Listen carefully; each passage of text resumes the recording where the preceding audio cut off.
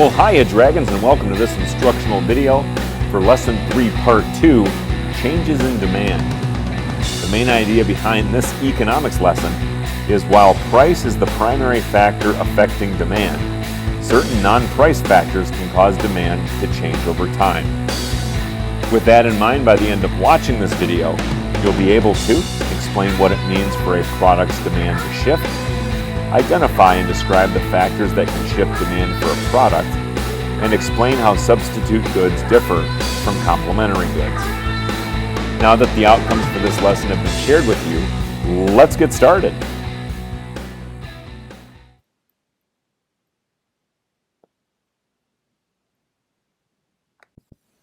As noted in the previous video, a demand curve illustrates a product's market during a specific period of time. In effect, the demand curve is a snapshot of the market. And because the picture is taken at a single point in time, the only factor affecting the demand is the one shown in the picture, or graph, which is price. In other words, at the time this picture of the market was taken, nothing but a change in price could have caused a change in the quantity demanded. By examining the demand curve, you can see that the price is the only factor affecting the quantity demanded. What would have happened for the quantity demanded to increase? The graph shows that only a drop in the price will cause this change in the quantity demanded. Such a decrease in price will cause the intersection of price and demand to move to a new point along the demand curve.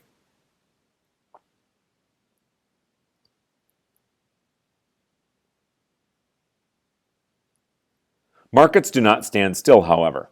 So new snapshots of demand for a product must be taken periodically.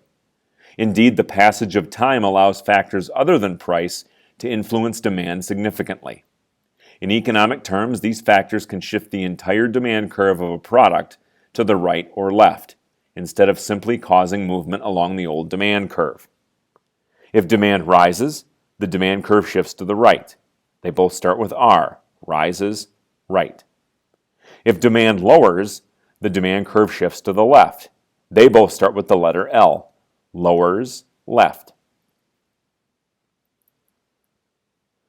These graphs show the old demand curve for car stereos, as well as two new demand curves.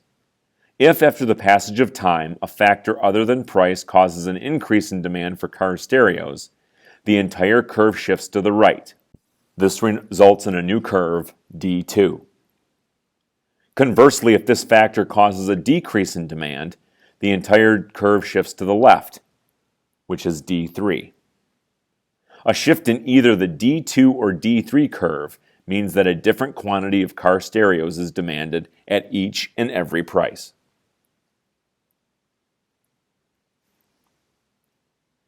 This group of factors is called the determinants of demand. What can cause these shifts in demand? The determinants of demand include consumer tastes and preferences, market size, income, prices of related goods, and consumer expectations. Change in any one of these determinants can cause a change in the overall demand for a good or service.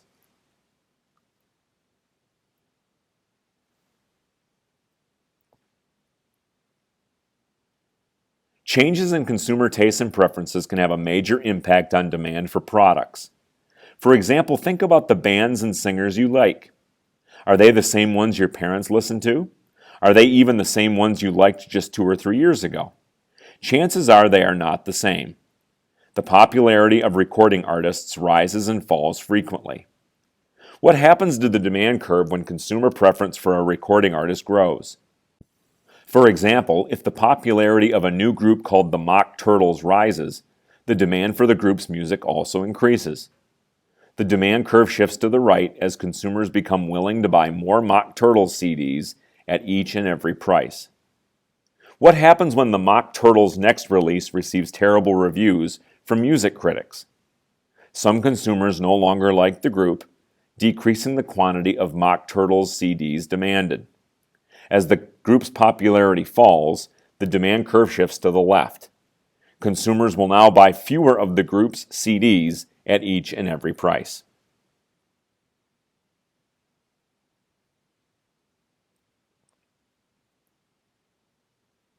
Changes in the size of a market tend to affect demand. As a market expands, it has more consumers than before.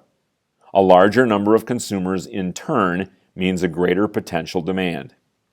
Likewise, if a market contracts, it loses consumers, creating a smaller potential demand. Markets expand and contract for several reasons.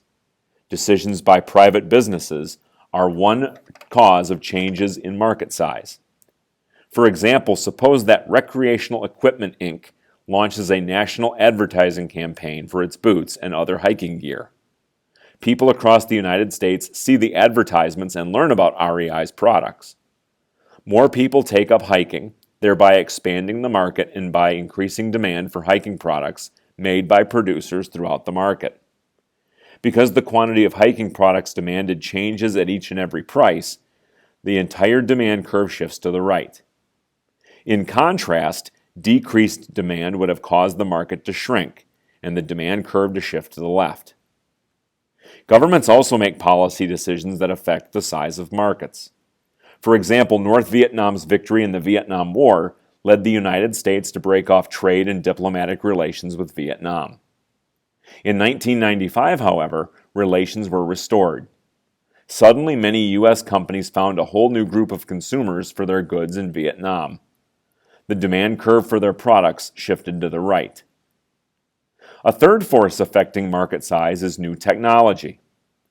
Technology can create new products and markets, sometimes at the expense of older ones. The invention of small video cameras or camcorders, for example, created a new market. The popularity of camcorders also caused the market for 16mm movie cameras and projectors to contract until it virtually disappeared.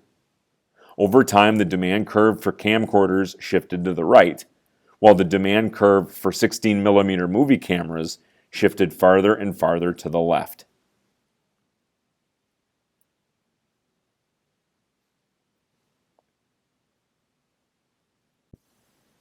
Generally, when income increases, people have more money to spend. This increased spending results in a greater demand for goods and services, and thus in a shift to the right in the demand curve for the products people buy. Because of their higher incomes, consumers are willing and able to buy more products at every price. Similarly, a decrease in income leads to a decrease in demand because consumers are less willing and able to spend money and contribute to the demand for products. Although the demand for most goods increases as income rises, a few exceptions exist. Suppose that a family eats beef for dinner once a week. As the household's income increases, the family switches from ground beef to the higher priced but now affordable steak. This increase to the demand for steak causes the demand for ground beef to decrease. In this situation, the income effect is working in reverse. The higher priced steak is being purchased rather than the lower priced hamburger. It is important to note that a change in people's income is similar to, as well as different from, the income effect. As noted in the last video, the income effect deals with changes in consumers' purchasing power caused by a change in a product's price. For example, if Paul earns $18,000 a year and the price of various goods falls, his purchasing power increases as the $18,000 buys more of the same goods than it bought at higher prices. This results in a change in the quantity demanded, or movement along the demand curve. By contrast, a change in a person's income brings a different amount of money into that person's household. For example, suppose that Paul receives a raise from $18,000 a year to $19,000. Paul has more money to spend, and his demand will probably increase. This results in completely new demand curves for the goods Paul buys. In this case, the actual change in income, rather than a change in price, causes the shift in demand as more products is bought at the same price.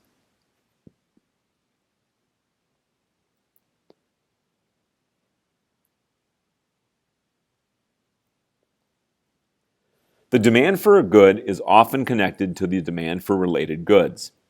This means that changes in a product's price can affect demand for the product's related goods. There are two types of related goods: substitute goods, and complementary goods.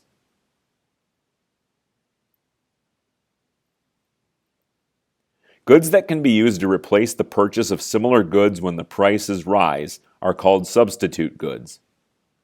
As noted in the last video, consumers' tendency to switch to a lower-priced substitute is called the substitution effect. How do price changes in one good affect demand for its substitutes? Consider two similar products, butter and margarine.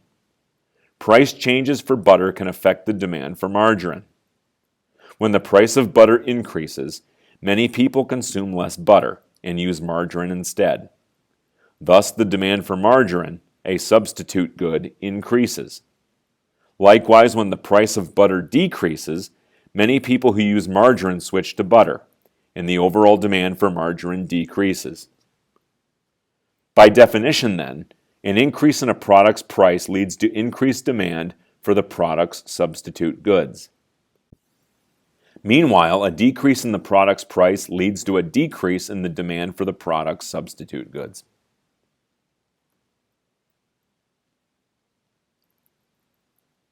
Goods that are commonly used with other goods are known as complementary goods. Paintbrushes and paint, for example, are complementary goods. As the price of a gallon of paint increases, the quantity of paint demanded and the quantity of paintbrushes demanded decreases. Along the same lines, if paint goes on sale, the quantity of both paint and paintbrushes demanded rises, even though the price of the paintbrushes has not changed. Thus, an increase in the product's price causes decreased demand for that product's complementary goods. Similarly, a decrease in the product's price results in an increased demand for that product's complementary goods. Note that the effect of a price change on a product's complementary goods is the opposite of the effect of such a change on that product's substitute goods.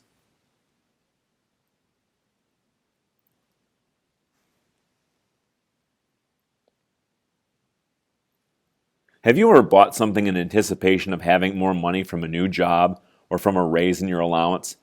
If so, you probably shifted demand by way of expectations of your future income. Consumer expectations can dramatically influence shifts in the demand curve. Suppose that you work at a restaurant on the weekends. The owner announces that all employees will receive a raise of 50 cents per hour. You have been hoping to buy a particular book, and you know that soon you will be able to afford the purchase. After some thought, you decide to buy the book today, even though you will not receive your raise for 2 weeks. By taking this approach, you have increased the demand for the book, even though your income has not yet increased. If, on the other hand, you anticipate a lower income because of a series of layoffs at the restaurant, you probably will choose to delay many of your purchases. Generally, when consumers are pessimistic about their future incomes, the overall level of demand for goods and services in the economy decreases.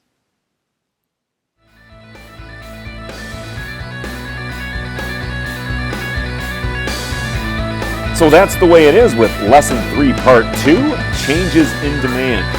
At this point, you should know that factors other than price can affect demand for a product over time, causing a shift in its demand curve, and changes in any of the determinants of demand can produce an entirely new demand curve for a product.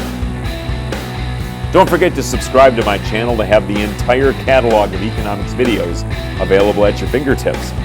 Click the subscribe button and then click the follow bell to receive notifications as to when the channel is updated. Thanks for watching, and I'll catch you in class, Dragons.